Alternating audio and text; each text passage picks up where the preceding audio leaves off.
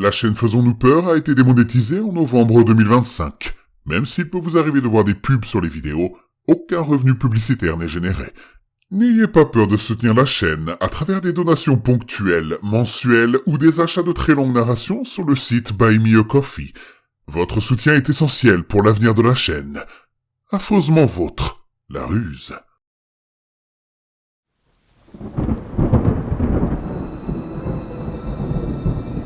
Attention, le contenu de cette vidéo peut heurter la sensibilité des plus jeunes. Vous êtes prévenus.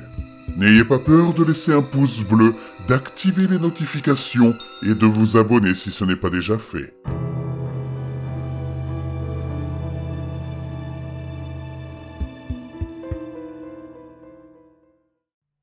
Cette opération m'a rendu mon corps, mais pas ma liberté.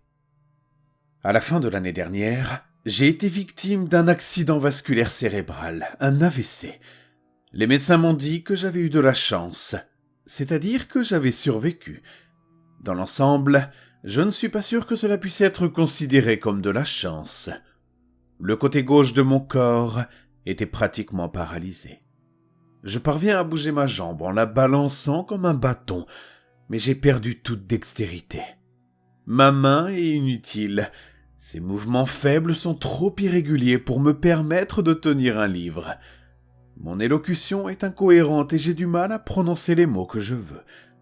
Les enfants me montrent du doigt et chuchotent quand je suis en public. Je ne peux pas leur en vouloir.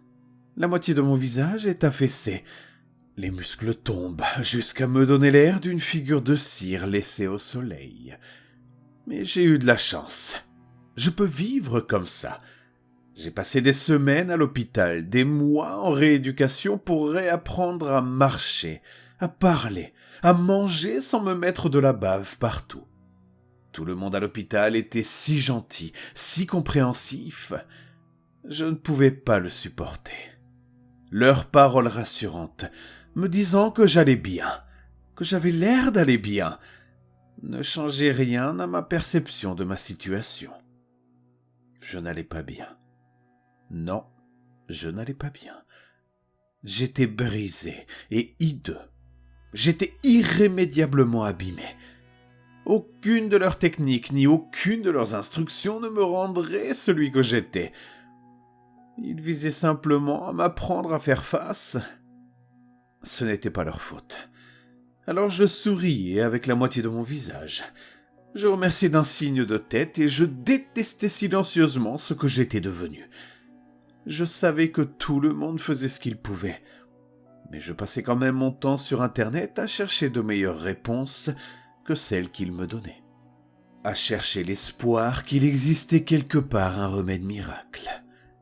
Et puis, à ma grande surprise, je l'ai trouvé. Je suis tombé sur un médecin qui recherchait des patients comme moi, des victimes d'AVC ayant subi une perte fonctionnelle importante. Il proposait un traitement expérimental qui avait donné des résultats encourageants chez les animaux et souhaitait passer à des essais sur l'homme. Peu de détails étaient fournis, mais il indiquait une adresse email à contacter et promettait une réponse rapide. J'ai lentement tapé mon message avec ma main droite, décrivant ma situation et expliquant pourquoi je pensais être un bon sujet pour l'expérience. Je suis ensuite resté là, à fixer mon ordinateur, attendant une réponse, jusqu'à ce que je réalise ce que je faisais et que je me force à aller me coucher. Le lendemain matin, j'avais reçu une réponse dans ma boîte de réception. Elle ressemblait principalement à une lettre type, mais elle commençait par les mots que j'espérais entendre.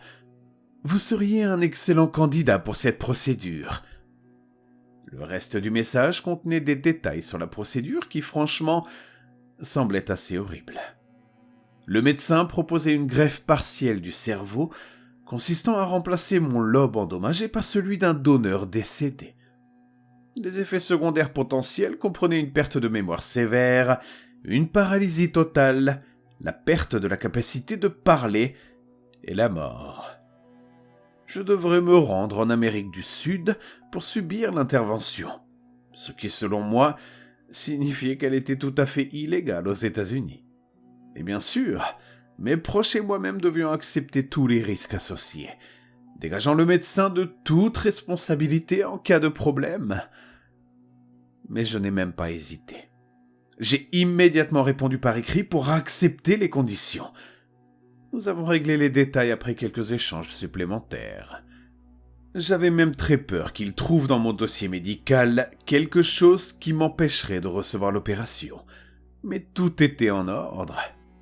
Moins d'un mois plus tard, j'étais assis dans un fauteuil roulant à l'aéroport, mon billet pour le Nicaragua à la main, attendant d'être conduit dans l'avion. Bien sûr, il m'est venu à l'esprit que tout cela pouvait être une arnaque. J'avais déjà versé une somme d'argent assez importante. J'avais fait des recherches sur le docteur Absalom et sa clinique sur Internet. Mais ces informations pouvaient être falsifiées. Pendant tout le vol, je me suis préparé mentalement à découvrir à mon arrivée que la clinique, le médecin et l'intervention étaient fictifs, que j'avais été dupé. Ce serait un coup dur, certes, mais je devais tenter ma chance. À mon grand soulagement, une voiture m'attendait à l'aéroport et un chauffeur tenait une pancarte avec mon nom. Il m'a conduit à la clinique où le docteur lui-même était là pour m'accueillir. Son attitude était chaleureuse mais professionnelle et a dissipé les derniers doutes que j'avais. Ce n'était pas une arnaque. C'était une procédure risquée et non testée, certes, mais légitime. Le médecin m'a brièvement examiné et a confirmé que tout était conforme à ce que j'avais dit. Une fois satisfait, il m'a dit « Nous commencerons la procédure demain matin. Vous comprenez que cela comporte un risque très élevé, n'est-ce pas ? Je sais que vous avez signé les documents, mais je tiens à vous le rappeler. C'est nouveau, c'est expérimental, et vous prenez un grand risque. » J'ouvris la bouche et remuai la mâchoire pendant une seconde avant que les mots ne sortent. « Je sais, » finis-je par dire, d'une voix à peine compréhensible même pour moi-même. « J'en ai besoin. » Le docteur Absalom acquiesça. « Alors je vais vous guérir. » Je dormis peu cette nuit-là, la chambre inconnue et l'anticipation conspirant pour me tenir éveillé. J'étais réveillé lorsque la lumière grise de l'aube commença à éclairer la pièce, et impatient de partir lorsque les infirmières vinrent me chercher quelques heures plus tard. Elles m'ont emmené dans une salle d'opération baignée de lumière vive et d'acier étincelant. « Dormez maintenant !» m'a dit l'anesthésiste en plaçant un masque en plastique transparent sur mon visage. De l'air frais a soufflé sur mes lèvres et j'ai respiré profondément. Je me réveillerai en pleine forme, ou pas du tout. Et franchement, les deux options me convenaient. La chose suivante dont je me souviens, c'est une autre lumière vive. La lumière naturelle du soleil qui pénétrait par la fenêtre de ma chambre d'hôpital. J'avais des aiguilles fixées à mes veines et des tubes reliés à mon nez. Des fils reliés des machines et des poches de perfusion à proximité. Et lorsque j'ai levé la main pour toucher ma tête, elle était recouverte de bandages. « Ne touchez pas à ça !» m'a dit une infirmière d'un ton amical en entrant dans la chambre.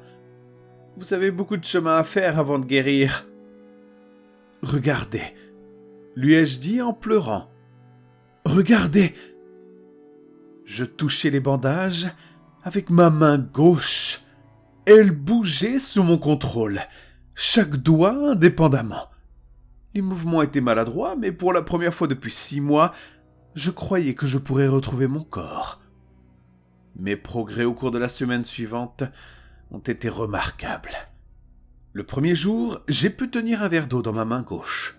Les muscles étaient incroyablement faibles, atrophiés par des mois d'inactivité, mais ils fonctionnaient. Je pouvais mâcher ma nourriture, sans me soucier de savoir si le côté gauche de ma bouche restait ouvert. J'avais encore besoin de ma canne pour marcher, mais chaque jour, je sentais que j'en dépendais de moins en moins. Alors qu'auparavant, elle servait à soutenir tout un côté de mon corps, elle était désormais principalement là par mesure de sécurité, au cas où j'essaierais d'en faire trop d'un coup. Et c'est ce que j'ai fait. Je voulais courir, crier, chanter. Les infirmières devaient sans cesse me rappeler que j'en avais fait assez et qu'il était temps de me reposer à nouveau.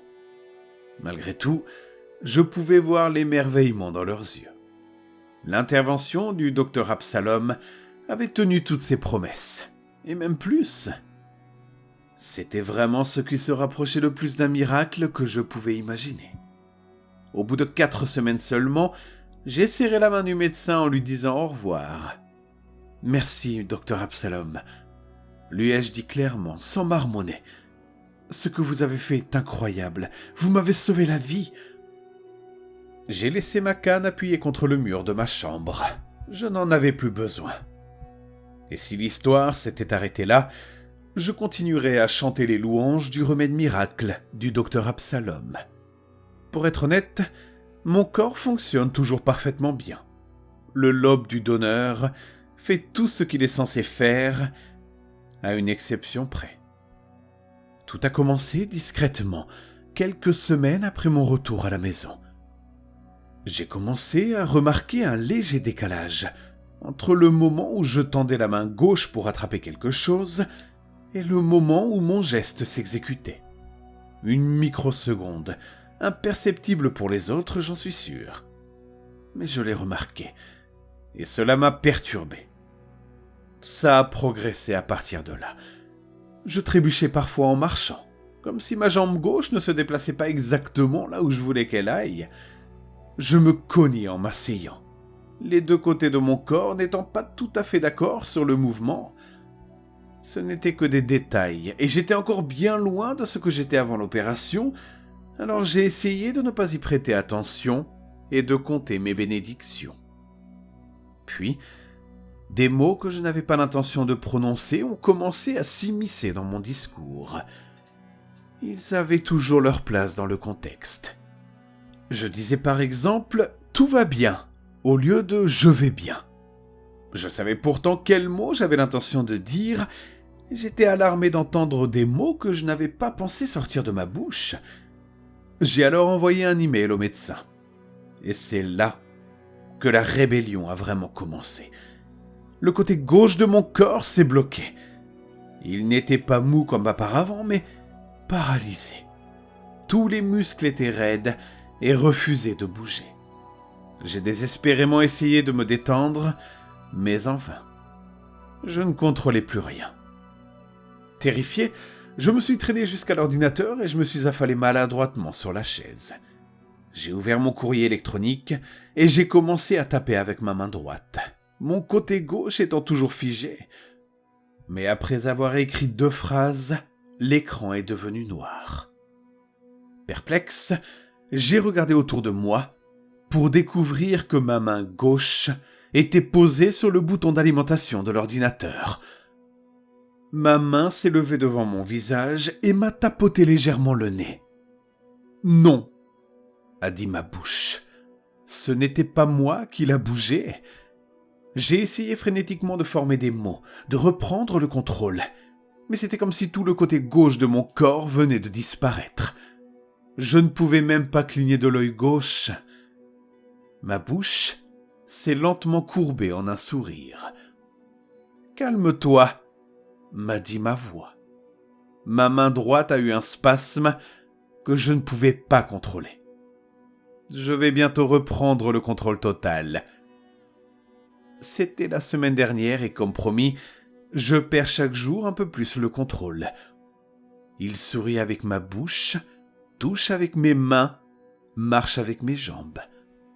Je suis transporté comme un passager impuissant dans mon propre corps.